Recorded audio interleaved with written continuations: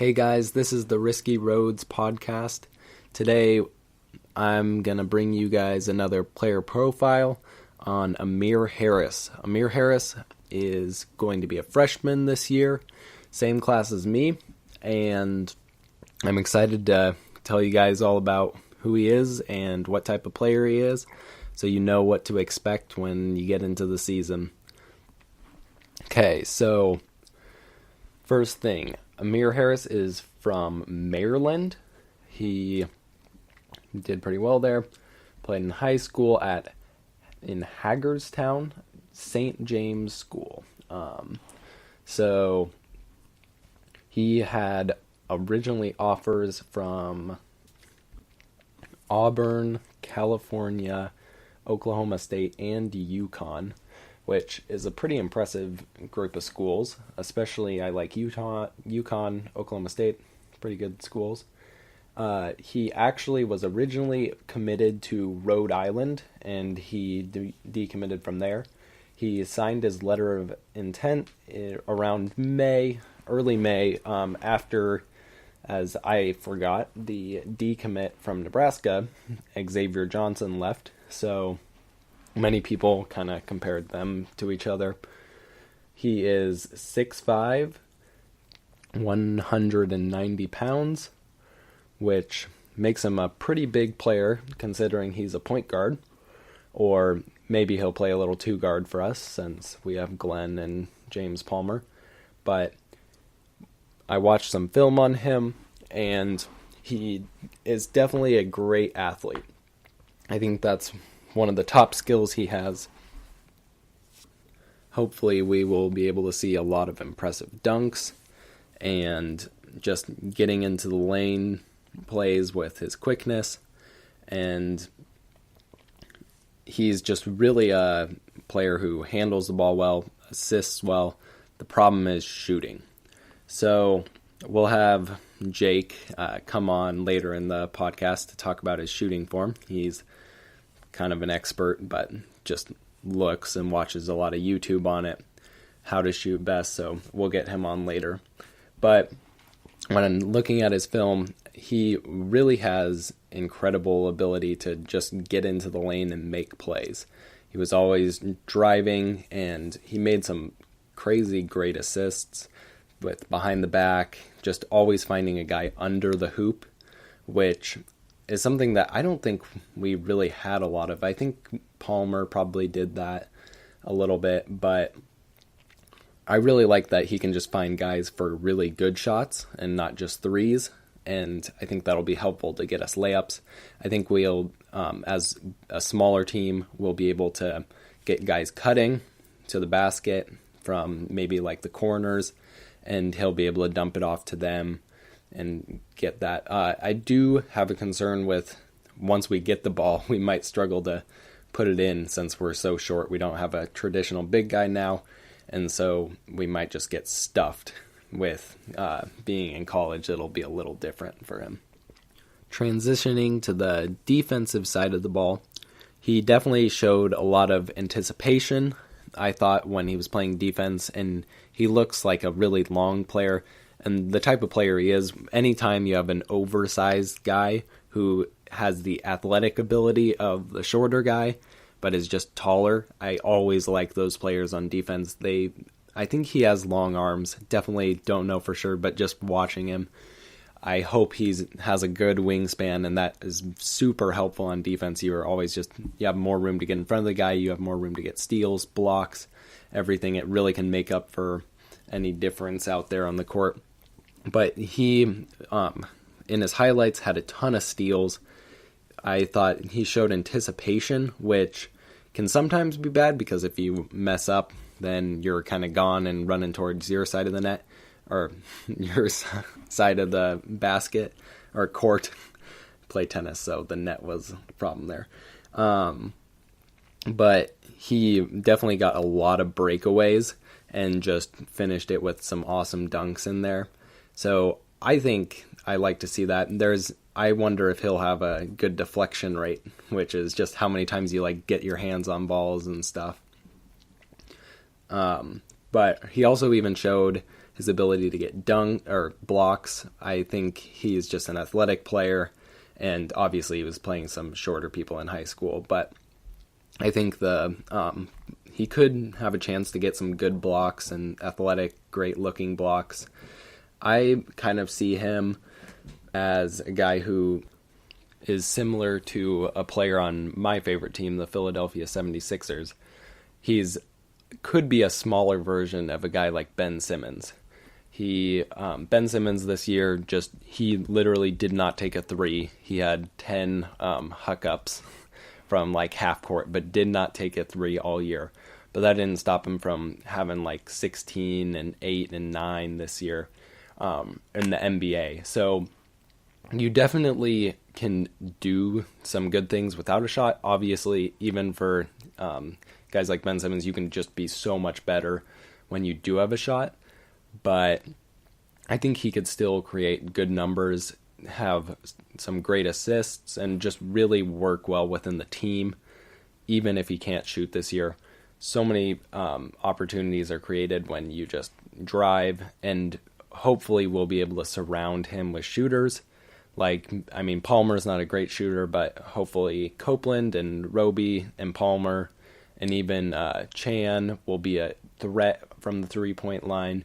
Thomas Allen hopefully will be our sharpshooter, and you could just see him, if we could get him out there with 4 other shooters, he wouldn't need to be the guy who has the outside presence. He can just be the guy getting it to them by driving into the lane and kicking it back out. But to look at his shot, hopefully it does develop, we'll bring in Jake and talk about what we see on his highlights from his shooting form. So guys, we have Jake here to talk a little more about his shot and what we think the potential is of it. So Jake, what did you kind of see? We were breaking down some film and really pausing all the time, seeing what we could figure out about his. So what did you see? First of all, it was very blurry and hard to pause because it would just be so slow. But I watched the best quality and the best shot that I could, the best video of this one shot quite a few times. And the biggest thing I noticed wrong with his shot was not his release, but the way he brought the ball up to his set point at the top of his shot. He held the ball very close to his body, which was jamming his shot, which can take away power from the shot, which hurts range, which isn't a huge factor. A lot of the times in the NBA, that's one of the biggest things they look at. So a shooter like Kyle Korver, when he shoots, his arm is kept at that 90 degrees, and the ball stays a decent ways away from his body, which allows him to shoot from long range. And the shot, what we saw in the video was he kept the ball really close to his body on the way up, and also he had to move the ball a lot to the side, his right side, to keep it away from hitting himself in the chin or something, because he kept keeping it so close. And it just threw off his shot, gave him a slight hitch in it, and just kind of made his overall release seem a bit off. But that's not a huge thing. That's not a huge, super hard thing to change in a shooter. That's one of the easier things to change from what I've experienced. So yeah, I don't think it should be too bad of an issue. I think one thing that we saw that was good was his release point, right? We agreed. Mm-hmm. He shot it from a high position. And he jumps really high on his shots, but I think a lot of that is because almost every shot he was dribbling and then pulling up. Yeah, off the dribble. Which I almost see as a concern, because those are usually really hard shots to make and lower percentage ones. And even when we're talking about shots, we're mostly not talking about three-pointers. We're talking about elbow shots and just mid-range, which is the worst shot in the game statistically, and especially if it's somebody who's not that good at them. You kind of want to see him taking none of those next year. But hopefully he'll be able to. And another thing that I also noticed was His feet in at least some of the shots, from what I could tell, especially on one of them where he was set 3, like it was a in and out pass and he was on the wing.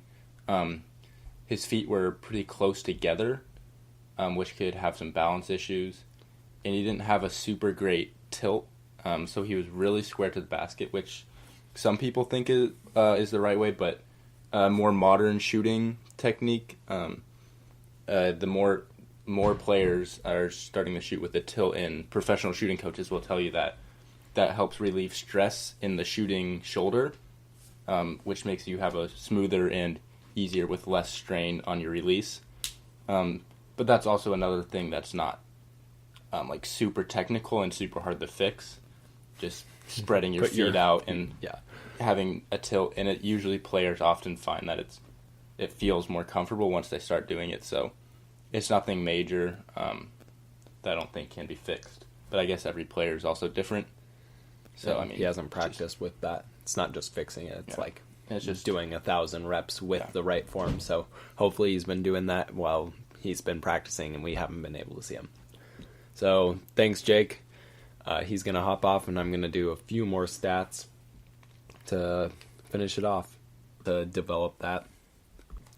So somehow I forgot to mention, in high school he averaged 11.5 points, 6.4 assists, 6.3 rebounds, 1.8 steals, and 1.4 blocks a game. Wow, that's pretty impressive. Obviously it's just high school, but a few other notes. He is actually pretty young. It looks like he was 17 even in May when he committed. And here are a few quotes from his coach, who actually, he's been coaching for 20 years, and he developed 40 Division I prospects and 5 NBA players, including Kevin Durant. So that's pretty impressive. So he said he brings defensive intangibles to the game, and a defensive intangible to the game. We all worry about the offensive side so much that sometimes we forget what wins championships. Amir has a chance to be an elite level defender. He is long and athletic, and that is going to get him playing time immediately as a freshman. He creates offense with his ability on defense, and that's one thing that if he can play defense, Miles is definitely going to play him a lot more, and if that's true, if that holds up, I think he could see a lot of time this year. Because he is young for his class, I don't think he really played on a platform to be evaluated as much until he got to us. It looks like he only played on that guy's team for 1 year as he moved around a lot, playing at 3 different schools during his high school career. I was hoping to find some percentages on his 3-point and field goal and free throw percentage to kind of examine his shooting some more, but couldn't really find anything. So this concludes our second player profile with Amir Harris. I'm not sure when or who I'll do the next one on, but I'm hoping to just keep bringing you guys all the updates you need to know before the start of the season, so you can be that fan who says, that is not Amir Harris's shot. He should not be taking a 3 like that. So, thanks for listening. Hope to be back soon. See ya.